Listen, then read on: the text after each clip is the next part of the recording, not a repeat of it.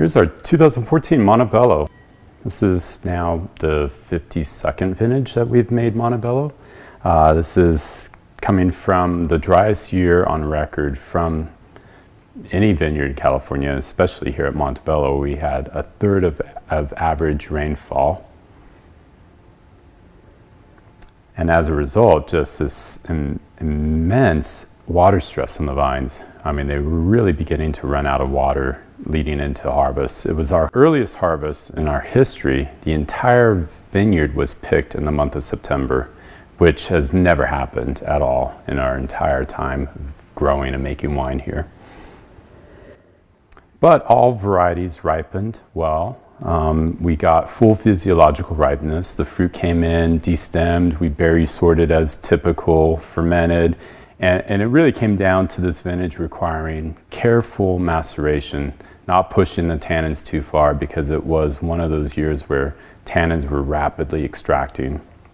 So we pressed early, got the wine started with natural malolactics, and then barreled down, let them finish, went through and did our normal selection.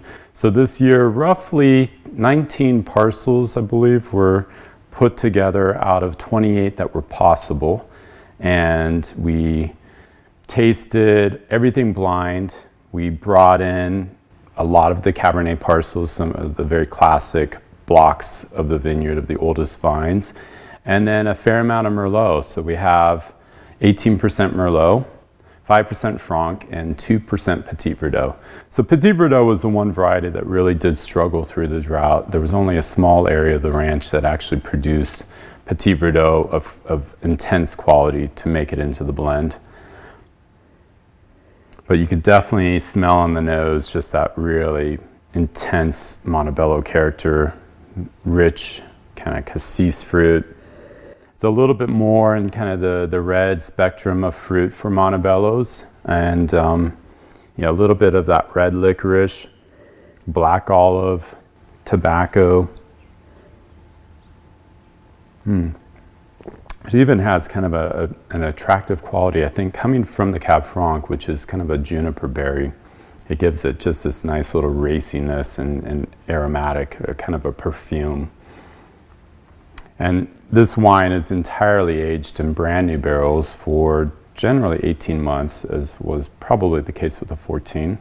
We bottled it in June of 2016, so maybe a little bit more than 18 months.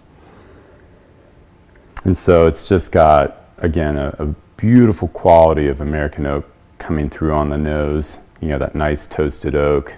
It's got the exotic spice. And then on the palate, you can get the same similar kind of exotic spice.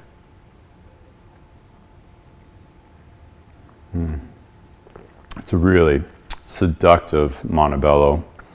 Good firm acid as well. Very vibrant flavors. And great length. The finish is where you get the mineral, the limestone from the subsoil. It really shows that. And the tannin quality is really fine. So this is really a Monte Bello that can really go 15 to 30 years, is what I've got suggested on the back label. Yeah, definitely a vintage of Monte Bello to lay down, and one to really be patient with.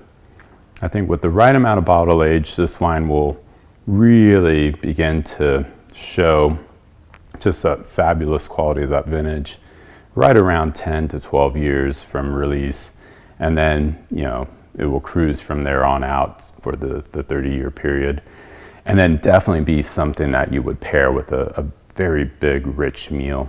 The acidity here really would demand something big and rich to go with it. It's really an outstanding vintage, and one that I'm excited by.